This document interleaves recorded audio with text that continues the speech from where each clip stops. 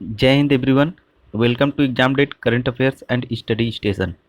आज है 27 फरवरी 2022। आज के जितने भी इंपॉर्टेंट करंट अफेयर्स हैं उनकी चर्चा की जाएगी। करंट अफेयर की पीडीएफ डिस्क्रिप्शन में दिए गए लिंक से डाउनलोड कर सकते हैं। चैनल को लाइक सब्सक्राइब शेयर जरूर करें और प्रत्येक करंट अफेयर के बारे में डिटेल से पढ़ने के लिए डिस्क्रिप्शन में दिए गए लिंक पर क्लिक करें। आज का पहला क्वेश्चन, बायो एशिया 2022 सम्मेलन का 19वां संस्करण कहाँ शुरू हुआ है? तो इस प्रश्न का सही उत्तर option C, Telangana. Telangana IT एवं उद्योग मंत्री के तारका रामाराव ने हैदराबाद में बायो एशिया सम्मेलन 2022 के 19वें संस्करण का उद्घाटन किया, जो कि लाइफ साइंस उद्योग का वार्षिक प्रमुख कार्यक्रम है। सम्मेलन को बिल गेट्स सहित विभिन्न संगठनों की लगभग 50 हस्तियां संबोधित करेंगी। तेलंगाना ने पिछले वर्ष लगभग 215 उद्यमों से लाइफ साइंस क्षेत्र में 6,400 करोड़ रुपए से अधिक का निवेश आकर्षित किया था। तेलंगाना की राजधानी हैदराबाद। मुख्यमंत्री के चंद्रशेखर राव, राज्यपाल तमिलसाई सुंदरराजन। अगला question, national strategy for additive manufacturing किस मंत्रालय द्वारा लॉन्च किया गया है? इस प्रश्न का सही उत्तर ऑप्शन ए, इलेक्ट्रॉनिक्स एवं सूचना मंत्रालय। इलेक्ट्रॉनिक्स और सूचना प्रौद्योगिकी मंत्रालय ने national strategic for additive manufacturing जारी की। इस रणनीति के अनुसार भारत का लक्ष्य अगले 3 वर्षों के भीतर वैश्विक योज्य निर्माण मतलब एडिटिव मैन्युफैक्चरिंग में हिस्सेदारी बढ़ाकर 5% करना है। 3D प्रिंटिंग एवं एडिटिव मैन्युफैक्चरिंग वस्तुओं के प्रोटोटाइप या वर्किंग मॉडल बनाने के लिए कंप्यूटर एडेड डिजाइनिंग का उपयोग करती है।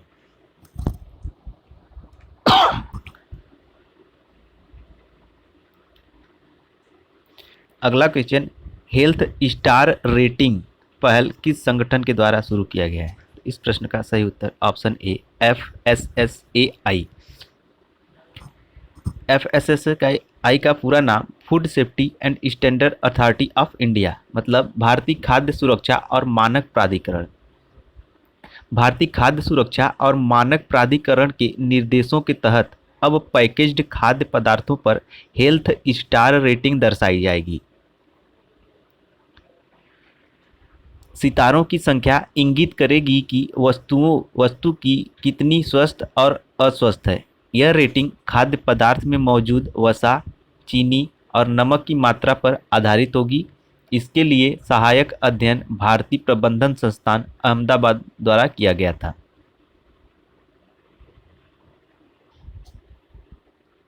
अगला क्वेश्चन, दुनिया का सबसे छोटा वियरेबल एयर प्योरीफायर किस भारतीय प्रौद्योगिकी संस्थान ने लॉन्च किया है? इस प्रश्न का सही उत्तर option A, IIT Delhi. IIT Delhi startup nano clean global ने दुनिया का सबसे छोटा वियरेबल एयर प्यूरीफायर नासो 95 लॉन्च किया है। वियरेबल एयर प्यूरीफायर का मतलब हुआ कि पहनने योग्य एक प्यूरीफायर जो मास्क की तरह होगा। इसके अनुसार नैनो क्लीन ग्लोबल नासो 95 एक N95 ग्रेड नेजल फिल्टर है। यह उपयोगकर्ता के नाक के छिद्र में चिपक जाता है और बैक्टीरिया, वायरल संक्रमण और पराग और वायु प्रदूषण को रोकता है। हाल ही में दिल्ली IIT ने DRDO के साथ मिलकर क्वांटम की डिस्ट्रीब्यूशन का सफलतापूर्वक परीक्षण किया।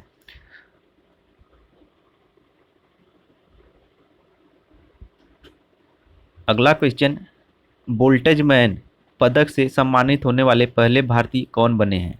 तो इस प्रश्न का सही उत्तर ऑप्शन बी, दीपक धर। दीपक धर को सांख्यिकीय भौतिकी के क्षेत्र में उनकी योगदान के लिए प्रतिष्ठित वोल्टेज मैन पदक से सम्मानित किया जाएगा। Voltage man medal international union of pure and applied physics के सांख्यिकीय भौतिकी पर C3 द्वारा हर 3 साल में आयोजित किया जाता है।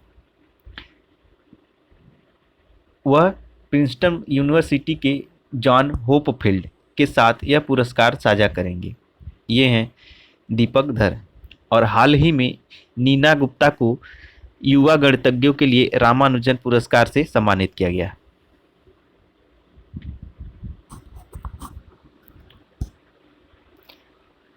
अगला question, D2H direct to home ने किसे अपना ब्रांड एम्बेसडर बनाया है? इस प्रश्न का सही उत्तर option A Rishabh Pant. Dish TV India Limited के DTH ब्रांड D2H ने ऋषभ पंत को अपना नया ब्रांड एम्बेसडर बनाया है। क्रिकेटर अगले 2 वर्षों के लिए 360 डिग्री ब्रॉड संचार में शामिल होगा। डिश टीवी इंडिया लिमिटेड एक डायरेक्ट टू होम कंपनी है जिसके स्वामित्व में डिश टीवी और D2H जैसे ब्रांड हैं। Dish TV NSS6, Asia set 5, SES8, GSAT 15 सहित कई सैटेलाइट प्लेटफॉर्म का लाभ उठाता है। शाहरुख खान को A23 का गेम का ब्रांड एम्बेसडर, पंकज त्रिपाठी को कृषि स्टार्टअप और फिनो पेमेंट बैंक का ब्रांड एम्बेसडर बनाया गया है। 12वें वार्षिक एजिस ग्राहम बेल अवार्ड्स में सी डॉट ने कितना पुरस्कार जीता है? इस प्रश्न का सही उत्तर option C 3। Centre for Development of Telematics C DOT ने 12वें वार्षिक एजिस ग्राहम बेल अवार्ड्स में 3 पुरस्कार जीते हैं। इसे 3 श्रेणियों में स्वदेशी रूप से डिजाइन और विकसित अभिनव दूर संचार समाधानों के लिए सम्मानित किया गया है। श्रेणियां थी सामाजिक भलाई के लिए तकनीक, दूसरा लॉकडाउन प्रबंधन में अभिनव और तीसरा कोविड-19 का मुकाबला करने के लिए निवारक उपाय। अगला क्वेश्चन, भाषा सर्टिफिकेट सेल्फी अभियान किस मंत्रालय ने शुरू किया है? तो इस प्रश्न का सही उत्तर ऑप्शन ए शिक्षा मंत्रालय। शिक्षा मंत्रालय ने सांस्कृतिक विविधता को प्रोत्साहित करने और बहुभाषावाद को बढ़ावा देने और एक भारत श्रेष्ठ भारत की भावना को बढ़ावा देने के लिए भाषा सर्टिफिकेट सेल्फी अभियान शुरू किया है। इस पहल का उद्देश्य शिक्षा मंत्रालय और माईगॉव इंडिया द्वारा विकसित भाषा संगम मोबाइल ऐप को बढ़ावा देना भी है। भाषा संगम मोबाइल ऐप शिक्षा और कौशल विकास मंत्री द्वारा लॉन्च किया गया था।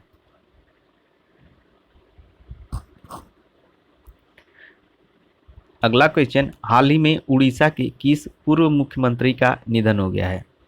तो इस प्रश्न का सही उत्तर ऑप्शन बी हेमानंद बिस्वाल। फरवरी 2022 में उड़ीसा के पूर्व मुख्यमंत्री हेमानंद बिस्वाल का निधन हो गया। हेमानंद बिस्वाल ने 2 बार उड़ीसा के मुख्यमंत्री के रूप में कार्य किया। 7 दिसंबर 1989 से 5 मार्च 1990 तक और 6 दिसंबर 1999 से 5 मार्च 2000 तक वह उड़ीसा के पहले आदिवासी मुख्यमंत्री थे। उन्होंने 1998 और 99 के बीच उड़ीसा प्रदेश कांग्रेस कमेटी के प्रमुख के रूप में नियुक्त किया गया था। ये हैं हेमानंद बिस्वाल। नवीन पटनायक वर्तमान में उड़ीसा के मुख्यमंत्री, गणेशी लाल वर्तमान में उड़ीसा के राज्यपाल। अगला क्वेश्चन, हाल ही में किस IIT द्वारा फसलों की सुरक्षा के लिए बायोडिग्रेडेबल नैनो पार्टिकल विकसित किया गया है? तो इस प्रश्न का सही उत्तर ऑप्शन ए IIT कानपुर। भारतीय प्रौद्योगिकी संस्थान कानपुर के शोधकर्ताओं ने एक नैनो पार्टिकल आधारित बायोडिग्रेडेबल कार्बेनाइड मेटाबोलाइट विकसित किया है। इसका उपयोग रासायनिक आधारित कीटनाशकों के विकल्प के रूप में किया जा सकता है और किसानों को अपनी फसलों को बैक्टीरिया और फंगस संक्रमण से बचाने में मदद कर सकता है। जैव सूत्रीकरण गैर विषैले प्रकृति का है, पर्यावरण के अनुकूल है, आसानी से सड़ने योग्य है और पौधों के रोगजनकों के विकास को दबाने में मदद करता है।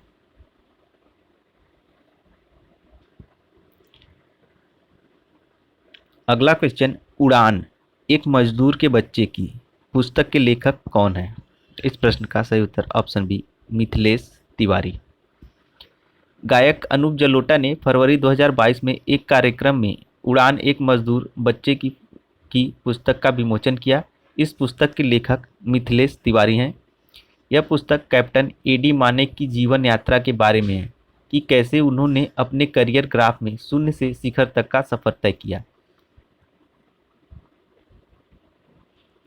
और बिल गेट्स के द्वारा हाल ही में लिखी गई पुस्तक का नाम है how to prevent next pandemic. Ruskin Bond के द्वारा लिखी गई पुस्तक a little book of India.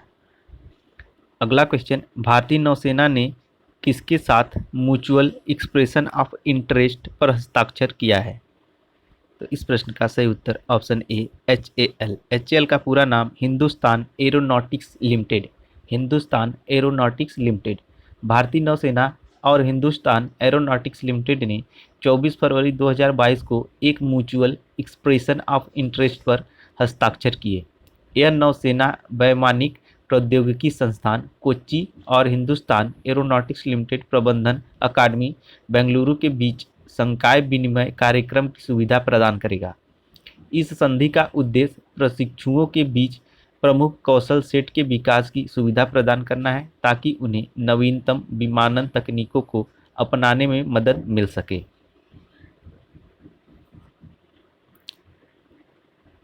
अगला क्वेश्चन, विशाखापत्तनम में किस सेना द्वारा बहुपक्षीय अभ्यास मिलान 22 शुरू किया गया है?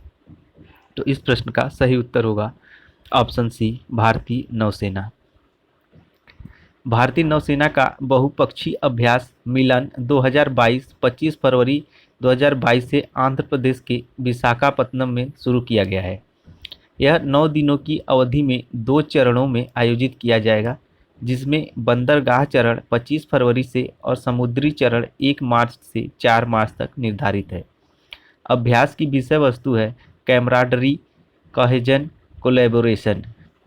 इसमें 40 से अधिक देश भाग ले रहे हैं।